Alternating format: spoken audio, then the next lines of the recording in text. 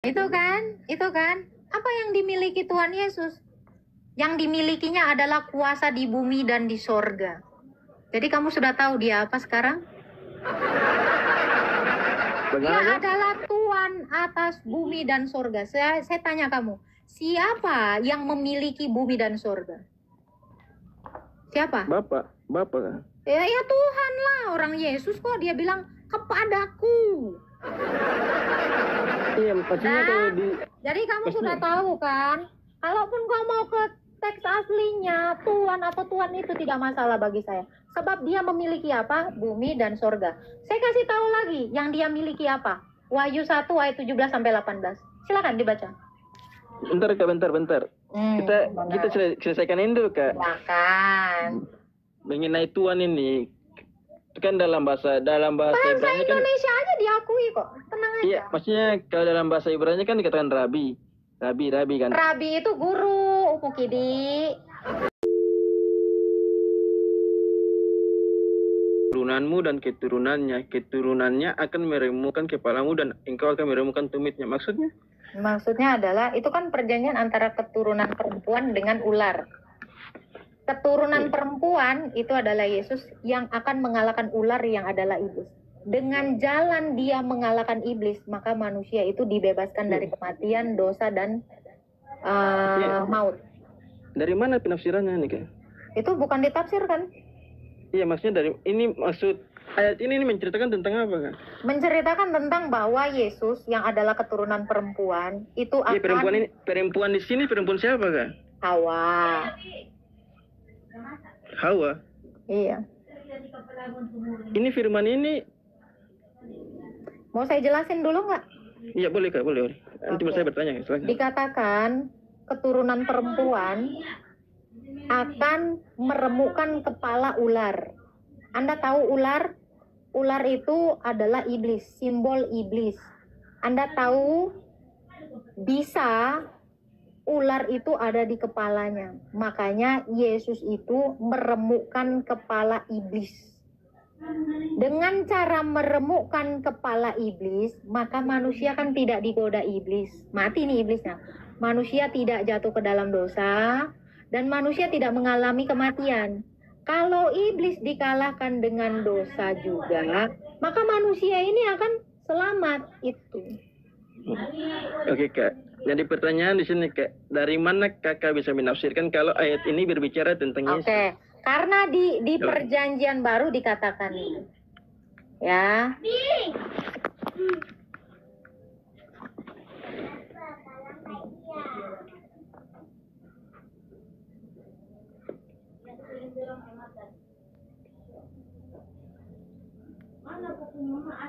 Oke, kamu bisa baca di dalam Matius 12 ayat 34. Silakan dibaca. Matius berapa, Kak? Matius 12 ayat 34. Matius 12 nomor 34.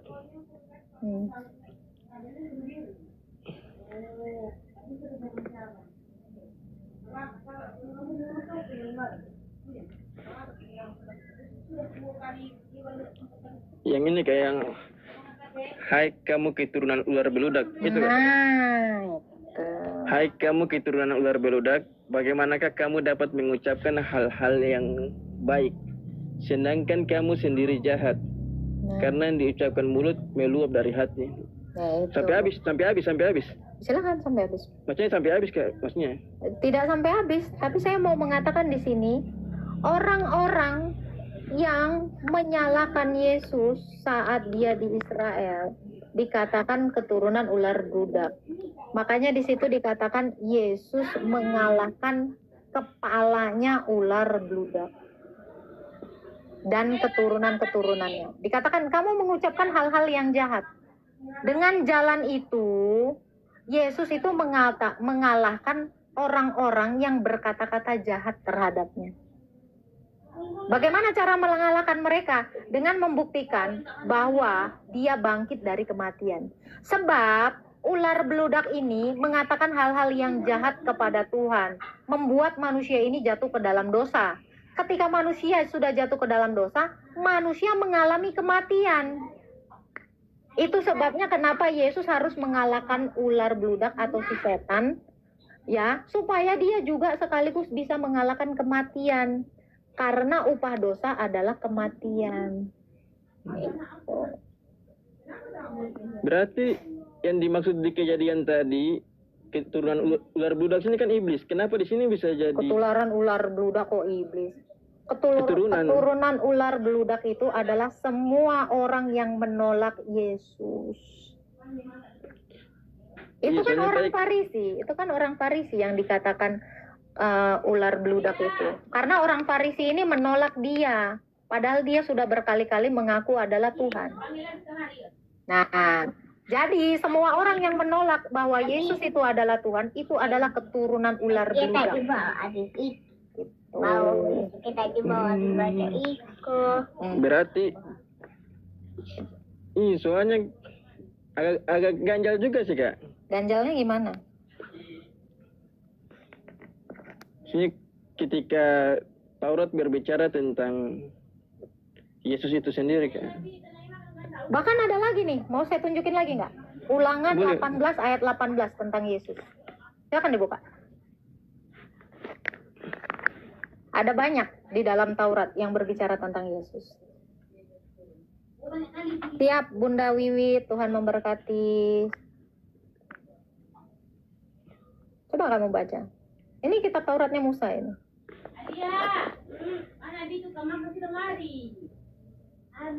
Seorang nabi akan kubangkitkan bagi mereka dari antara saudara mereka seperti engkau ini. Aku akan menaruh firmanku dalam mulutnya dan ia akan mengatakan kepada mereka segala yang kuperintahkan kepadanya. Oke, dikatakan seorang nabi akan kubangkitkan, betul? Betul. Oke, siapa satu-satunya nabi yang bangkit? Tuhan Yesus. Berarti Musa bicara tentang Tuhan Yesus. Kamu buka Imamat, saya akan buka semua Taurat. Kamu buka Imamat 4. Dari ayat 1 sampai 3. Kita bicara korban di sini. Bener, Kak. Kita bahas ayat ini dulu, Kak. Oke, silakan. Yang ulangan 18. Di sini kan dikatakan seorang nabi Iya. akan kubangkitkan bagi mereka di antara saudara mereka seperti engkau ini. Aku akan menaruh firmanku dalam mulutnya dan ia akan mengatakan kepada mereka segala yang kuperintahkan kepadanya. Betul. Berarti di sini kan seorang berbicara tentang seorang nabi ya, Kak ya? Iya, karena Yesus itu datang sebagai nabi. Oh, bukan sebagai Tuhan ya, Kak? Dia adalah Allah, karena dia sudah Tuhan dalam kekekalan. Dia sudah Tuhan dalam kekekalan, firman Allah itu. Dia datang, jadi Tuhan datang sebagai nabi. Ngerti nggak? Tuhan datang sebagai nabi. Jadi kalau kamu nanya, Bu, bukannya dia Tuhan, Kak? Iya, memang dia Tuhan. Baru dia jadi manusia. Dia Tuhan yang jadi manusia. Dan dialah satu-satunya yang bangkit. Jadi kalau dikatakan seorang nabi akan kubangkitkan, satu-satunya Tuhan yang menjadi manusia lah yang bisa bangkit. Karena kalau manusia aja dia nggak bisa bangkit. Jadi Musa bicara tentang siapa? Tentang kemanusiaan Yesus, tentang Mesias. Ini, Kak, berarti Yesus ini membenggang dua predikat, nabi sekaligus Tuhan ya? 4, bukan 2. Tuhan, nabi, raja, imam. Bukan 2. Raja juga, Kak? Raja juga? Iya, dia raja. Makanya dia kan di atas kayu salibnya dikatakan inilah raja orang Yahudi. Karena dia diulu-ulukan dan dia dikatakan Hosana waktu dia menunggangi keledai. Semua orang mengatakan Hosana. Dan itu terdapat di kitab Perjanjian Lama. Itu hanya diberikan penghargaan terhadap raja. Oke, kita baca dalilnya ya. Oke, kamu buka Kisah Para Rasul 2. Nih, biar kamu tahu.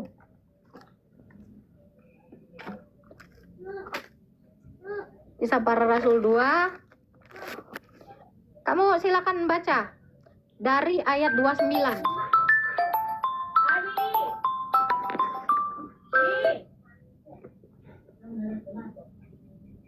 Kisah Silakan baca. Kisah para Rasul 2 ayat. Rasul 2. Saudara-saudara, Jawab Petrus kepada mereka yang ini enggak? Yang Kisah para bertobatlah Rasul. dan hendaklah kamu ini. Kisah para Rasul 2 ayat 29. Oh, Dari ayat bentar. 29. Ketika tiba hari Pentakosta, semua orang Kisah para percaya Rasul berkumpul di suatu 2 tempat. ayat Tiba-tiba turunlah dari langit suatu bunyi seperti tiupan angin 29, Bang. keras yang memenuhi seluruh rumah di mana mereka duduk. Dan 29. tampaklah kepada mereka lidah-lidah seperti nyala api Ini yang suaraku ada nggak bertebaran. sih? Bang, Dan hingga pada mereka. 29. Nomor berapa kah? 29, kamu baca yang mana? 29. Iya, Saudara-saudara, dari aku boleh berkata-kata, itu ya? Ya, Saudara-saudara, aku boleh berkata-kata dengan terus terang kepadamu tentang Daud, bapa bangsa kita. Ia telah mati dan dikubur, dan kuburannya masih ada pada kita sampai hari ini. Begitu kah? lanjut. Tetapi ia adalah seorang nabi dan ia tahu bahwa Allah telah berjanji kepadanya dengan mengangkat sumpah bahwa ia akan menundukkan seorang dari keturunan Daud sendiri di atas tahtanya. Lanjut. Karena itu ia telah melihat ke depan dan telah berbicara tentang kebangkitan Mesias. Ketika ia mengatakan bahwa ia tidak ditinggalkan di dalam dunia orang mati dan bahwa dagingnya tidak mengalami kebinasaan. Yesus inilah yang dibangkitkan Allah, dan tentang hal itu kami semua adalah saksi. Sudah dikatakan bahwa dia adalah keturunan Daud. Dia memiliki tahta Daud. Tahta Daud apa? Raja. Maka dia adalah raja. Ini perkataan siapa nih, Kak? Perkataan Rasul Lukas. Oh, kira ini perkataan Yesus, Kak. Soalnya kalau setahu saya perkataan Yesus kan tulisan merah ya. Perkataan Yesus tulisan merah. Semua yang dituliskan oleh para rasul itu adalah perkataan Yesus yang diajarkan. Oke. Ada lagi yang mau kamu tanya? Jadi Yesus itu bukan hanya itu. Bahkan kamu kalau baca di Ibrani, dia adalah imam. Kamu silakan baca Ibrani 2 ayat 14. Dia adalah seorang imam juga. Jadi Tuhan Yesus itu gelarnya bukan hanya Tuhan. Imam, raja, nabi. Ibrani 1 ayat 2. Semua gelar itu dia miliki karena dia adalah Tuhan.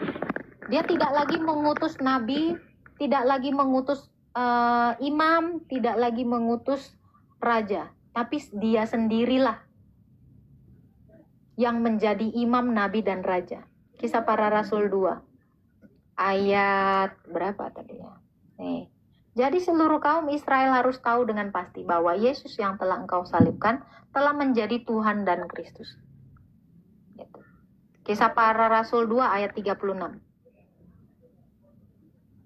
Kalau kamu baca tadi kelanjutannya. Kalau ayat yang mengatakan bahwa Yesus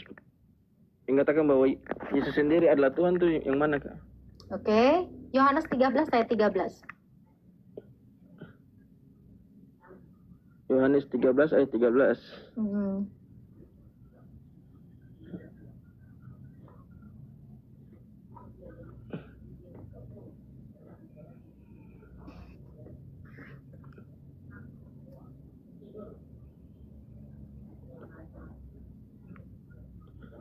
Kitab Sabda ini ya.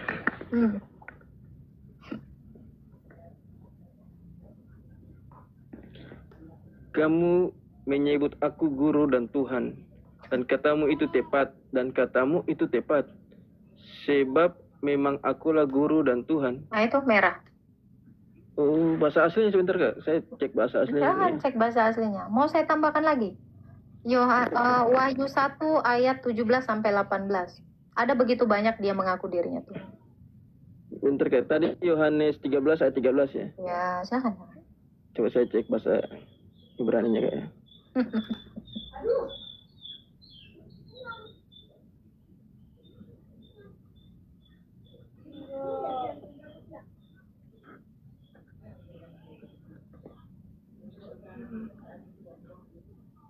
Kyrios.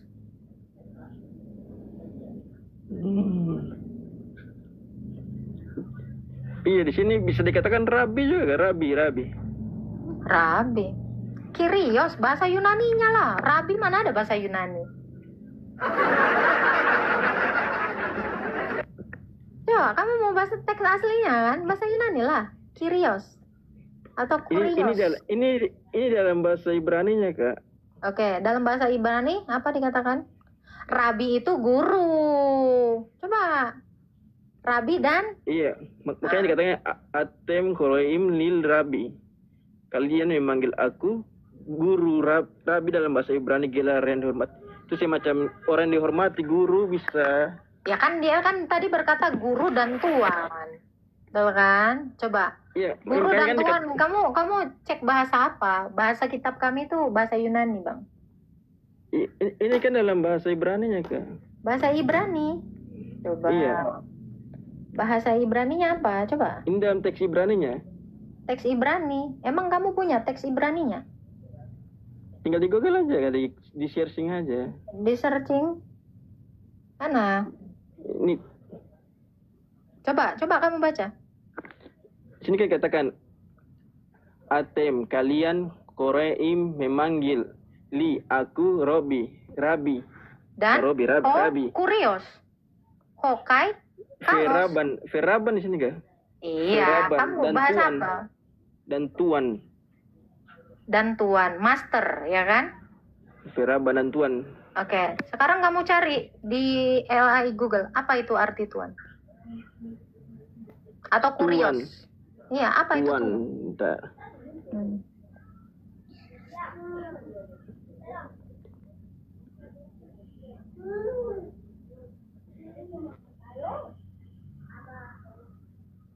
Jangan. Bentar, Kak, bentar. Hmm. Ini. Di sini bukan Tuhan, Kak. Di sini dalam konteks Alkitab terjemahan baru LAITB kata Tuhan. Di sini sudah menjurus kepada Tuhan. Emang dia tuan? Tuan itu apa sih menurut kamu? Bahasa Indonesianya tuan deh, saya tanya sama kamu. Tuhan itu bahasa Indonesia Tuhan itu menurut KKBI ya, Kak? Menurut kamu apa tuan itu? Tuhan itu seperti majikan. Penguasa. Ya, Iya, majikan, pemilik. Coba. Katakan Tuhan. Coba, pemilik. Dia memiliki apa? Apa yang dia miliki? Kamu buka Matius 28 ayat 18. Apa yang dimiliki Tuhan Yesus? Coba kamu baca. Matius berapa, Kak? 18? Matius 28 ayat 18. Ayat 18.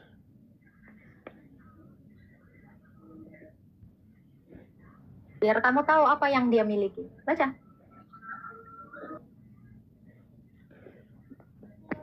Bagian dari amanat agung. Ini tuh, Kak? Matius 28 ayat 18. Bacalah. Kamu pakai apa? Terjemahan mana? Bentar. Oh, ini. 18. Oke. Yesus mendekati mereka dan berkata, itu, Kak? Kepadaku telah diberikan segala kuasa di surga dan di bumi. Karena itu pergilah jadikanlah Nah, itu kan. Apa yang dimiliki Tuhan Yesus? Yang dimilikinya adalah kuasa di bumi dan di surga. Jadi kamu sudah tahu dia apa sekarang? Dia adalah Tuhan atas bumi dan surga. Saya tanya kamu, siapa yang memiliki bumi dan surga? Siapa? Bapak. Ya Tuhan lah, orang Yesus kok dia bilang kepadaku. Iya, maksudnya kalau di... Jadi kamu sudah tahu kan? Kalaupun kau mau ke teks aslinya, Tuhan atau Tuhan itu tidak masalah bagi saya. Sebab dia memiliki apa? Bumi dan sorga. Saya kasih tahu lagi yang dia miliki apa. Wahyu 1 ayat 17 sampai 18. Silakan dibaca. Bentar, Kak, bentar. Kita selesaikan ini dulu, Kak. Silakan. Mengenai Tuhan ini, itu kan dalam bahasa Bahasa Ibrani kan, Indonesia aja diakui kok. Tenang aja. iya, maksudnya kalau dalam bahasa Ibrani kan dikatakan rabi kan. Rabi itu guru, Mukidi. Iya, Rabi makanya itu bukan bahasa Ibrani, itu bukan rabi. Rabi dalam bahasa Ibrani itu guru. Yang kamu tanya kan Tuhan. Coba baca. Iya, baca. makanya dalam Apa bahasa Yunaninya? dalam Yohanes tadi, kayak Yohanes 13 ayat 13 tadi. Kan Apa? dikatakan, Bahasa Aramaiknya apa? Tuhan. Bahasa Cuma saya- Ibraninya apa? cuma saya belum bisa ini open cam. Loh, kamu tadi baca, coba. Coba. Dikatakan gini.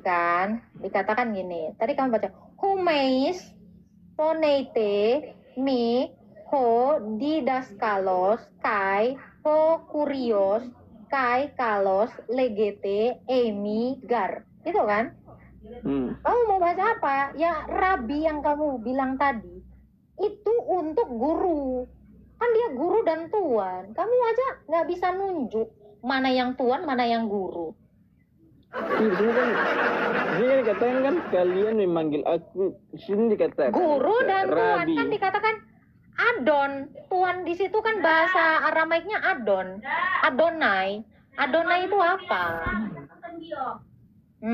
Coba kamu buka aja Ulangan 16 ayat 14.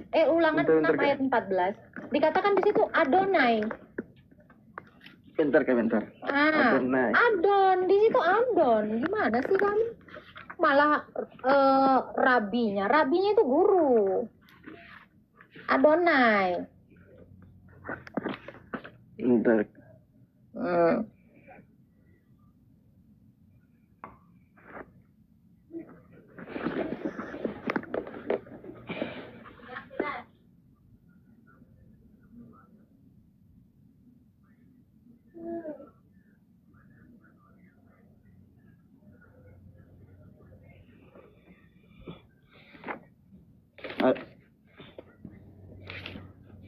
Dikatakan Adon itu Adonai, Rabi itu guru. Kita sampai sini aja kan. Kamu sama kayak si Nandar, asal nunjuk. Kata yang mana diartiin. Kocak memang.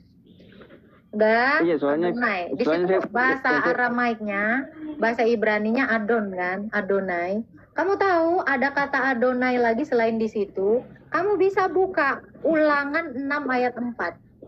Shema Israel Adonai Eloheno Adonai Ehad. Dengarlah hai Israel, Tuhan itu Allah kita, Tuhan itu Esa.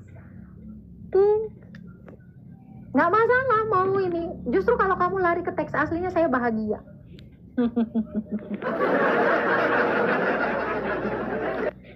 Gimana? Mau saya tambahkan lagi apa yang dimiliki Tuhan Yesus nggak? Selain bumi dan sorga.